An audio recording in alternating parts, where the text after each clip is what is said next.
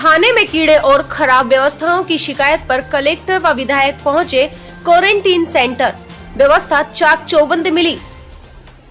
आपको बता दें कि मंदसौर में खाने में कीड़े और खराब व्यवस्थाओं की शिकायत पर कलेक्टर मनोज पुष्प और विधायक यशपाल सिंह सिसोदिया ने क्वारंटीन सेंटर का अवलोकन किया। इस दौरान खाने से लेकर सफाई सहित अन्य व्यवस्थाएं चाक चौबंद पाई गयी। उल्लेखनीय है कि बीते दिनों क्वारंटीन सेंटर पर खाने में कीड़े निकलने और खराब व्यवस्थाओं की शिकायत मिलने के बाद मंगलवार को कलेक्टर मनोज पुष्प और विधायक यशपाल सिंह सिसोदिया ने GNMTC का अवलोकन किया। यहां विधायक सिसोदिया ने एक मरीजों से चर्चा की और व्यवस्थाओं को भी देखा। हालांकि आज सारी व्यवस्था ठीक ठाक मिली। मरीजों ने भी किसी तरह की शिकायत नहीं की। हालांकि भोजन में कीड़े निकलने का कारण बारिश के सीजन में नहीं बनाए जाने वाली सब्जियों को परोसने का कारण सामने आया, जिसके बाद प्रशासन ने तत्काल भोजन निर्माता को ऐसी सब्जियां नहीं बनाने की हिदायत भी दी। इसी के चलते पिछले 2 दिनों से खाना ठीक ठाक हो जाने से आज मरीजों ने भी किसी तरह की शिकायत नहीं की। परिसर में साफ व्यवस्था भी ठीक ठाक पाई गई। हालांकि एक विंग में शौचालय की कमी दिखी। इस पर सुधार करने के लिए निर्देश भी दिए गए।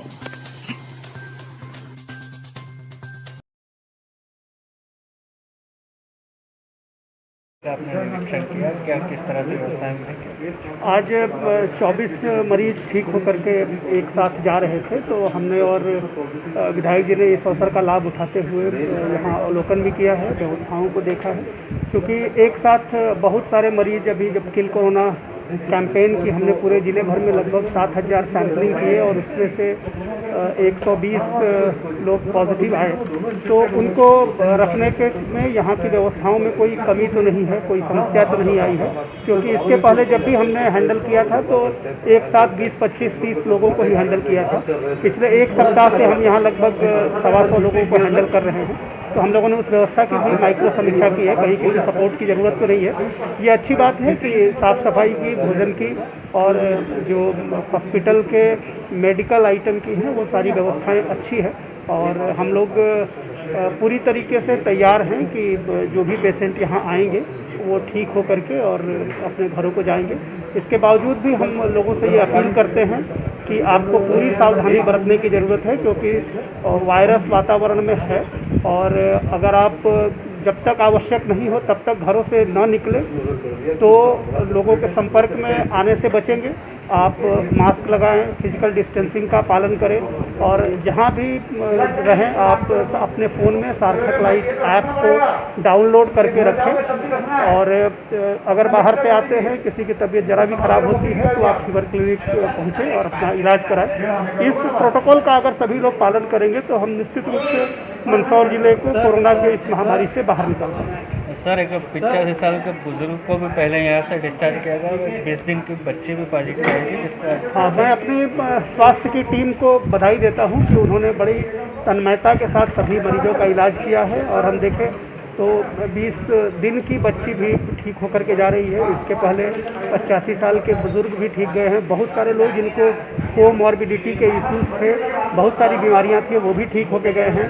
तो स्वास्थ्य की टीम को मैं बधाई देता हूं और उन सभी लोगों को बधाई देता हूं और शुभकामनाएं देता हूं जो ठीक होकर जा रहे हैं। और हम उम्मीद करते हैं कि इसी व्यवस्था से और इस लगन से हम पूरी तरीके से कोरोना से ज़िले को ठीक करने की और इससे बाहर लाने की स्थिति में।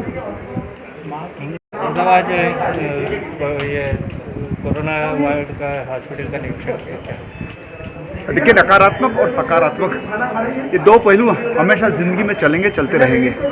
अगर एक तरफ ये वातावरण है कि मंदसौर, मध्य प्रदेश और देश भर में कोरोना के मरीज पॉजिटिव के रूप में आ रहे हैं, संख्याएं बढ़ रही है, एक चिंता वो भी है, स्वाभाविक चिंता है।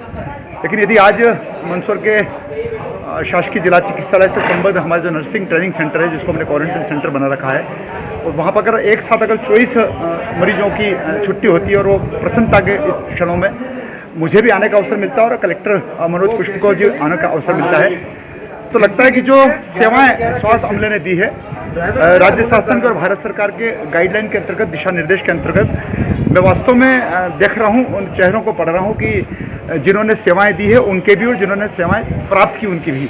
दोनों के चेहरों पर खुशी है और चिकित्सकों को और जो स्टाफ के लोग होते हैं, विशेष करके जीएनएम और एएनएम, उनको तब प्रसन्नता होती है कि जब उनका पेशेंट अच्छा ठीक होकर के जब घर की तरफ जाता है, सुखी खुशी जाता है, तो उसके मन में और अधिक भावनाएं उनकी सेवाएं और उनके जो अनुभव को लेकर के आती है, उसको और आगे बढ़ने का अवसर मिलता है। जिस प्रकार से एक शिक्षक को अपने विद्यार्थी को पास होते और मेरिट में आते देखते प्रसन्नता होती है, उसी प्रकार से अस्पतालों में यदि किसी मरीज का, वो भी ऐसे संक्रमण दौर में, अगर वो ठीक होकर के जाता है तो तालियों की न केवल गड़गड़ाहट हमको सुनाई दी, बल्कि चाक चौबंद जो व्यवस्था की गई थी जिला प्रशासन और स्वास्थ्य प्रशासन के तत्वाधान में। और मैं इस बात को लेकर के मैं बधाई देना चाहता हूँ कि संपूर्ण व्यवस्था एक साथ करना ऐसी महामारी के समय में बहुत टेढ़ा काम होता है। अगर घर में 5-10 मेहमान आ जाते हैं तो हम ऊंचे नीचे हो जाते हैं, लेकिन इतने संख्या में मरीजों को आना और मरीजों का फिर यहाँ पर रोकना, उनको फिर ठीक होना, और ये जो नर्सिंग ट्रेनिंग सेंटर हमने जीएनएम सेंटर बनाया था उसकी सदुपयोगिता उस मायने में भी थी। और आज जो हमारा एक सेंटर बना है, आपातकालीन ये सेंटर बना है, इस आपातकालीन सेंटर में प्रत्येक मरीजों से संवाद करने का भी अवसर मिला है। पानी की कैसे व्यवस्था की जा रही है, टॉयलेट्स की क्या व्यवस्था है, भोजन कितने बजे मिलता है, क्या समय मिलता है, किस प्रकार से अनाउंसमेंट होता है। यहाँ तक कि छोटा मोटा मेडिकल स्टोर भी यहाँ पर कर रखा था कि किसी मरीज को और किसी प्रकार की कोई बीमारी होती है तो उसकी संपूर्ण मेडिसिन की व्यवस्था भी यहाँ पे हुई। मैं कुल मिलाकर के सेंटर में संलग्न सारे चिकित्सकों का मैं अभिनंदन करता हूँ, सारी नर्सें सिस्टर जो हमारी है उनका मैं धन्यवाद ज्ञापित करना चाहता हूँ, पूरे स्वास्थ्य अमला, क्योंकि माननीय प्रधानमंत्री नरेंद्र मोदी जी ने तो कोरोना योद्धा का नाम दिया है। एक युद्ध के इस मैदान में जिस प्रकार से संक्रमित व्यक्ति लड़ रहा है जीवन और मौत से, उनको बचाने का काम यदि कोई कर रहा है तो कोरोना योद्धा ही कर रहे हैं।